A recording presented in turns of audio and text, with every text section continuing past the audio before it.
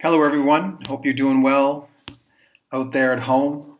I'm going to show you a few things on Google Classroom that'll help you differentiate to your ELA students, specifically using Google Translate. And a couple of quick hacks that I like to use that help me do it quickly. So of course the first thing you're going to do, you're on Google Classroom, you're going to go into your classwork to create an assignment. I have an assignment in draft right here, so I'm going to open it up as edit. So here we go. I have my instructions put out in English, and I'm going to want to differentiate these to three different languages as I do in one of my classes. So the first thing I do actually to make my life even easier is I open up a third tab and I open up another Google Classroom, and you'll see why in a moment.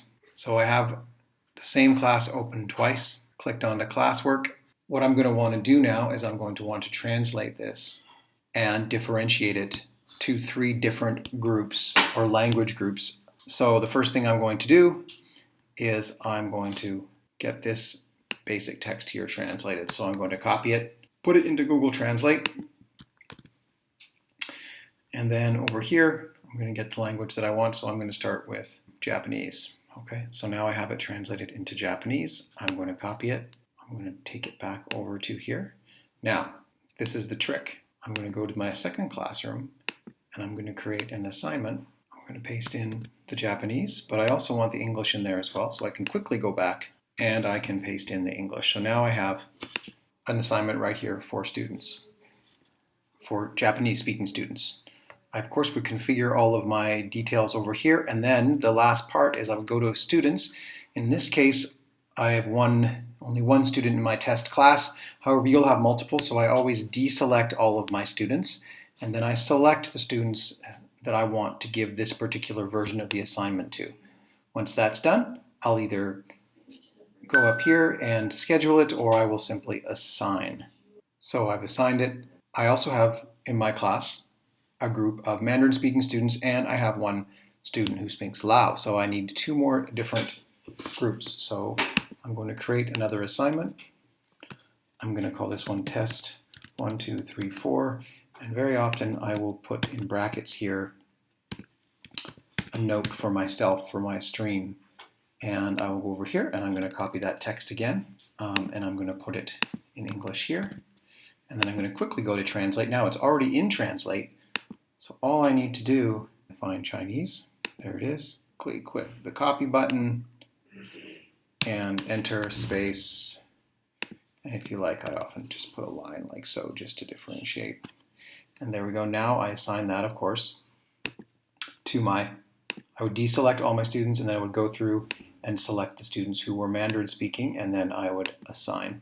So you can see in my stream, now in my stream I have two different posts. I have a Mandarin post and I have a Japanese post, but I need one more. So I'm going to go back to classwork. I'm going to go to create, assignment, and I'm going to get those instructions one last time.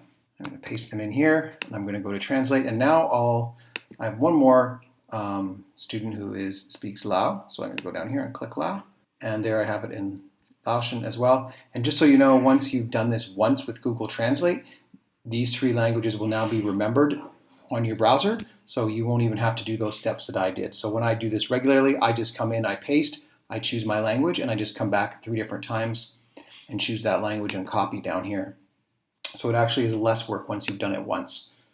So then I come back here, put in a line, enter, and I paste in that language, make sure I have a title, and then I of course go back over here one more time, deselect all the students and select the student who speaks that particular language, and I assign.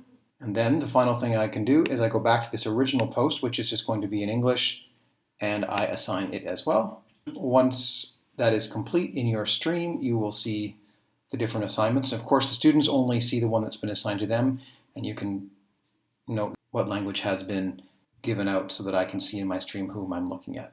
So that's a simple way that you can use Google Translate to differentiate for your students. Hope you're doing well. Stay safe. See ya.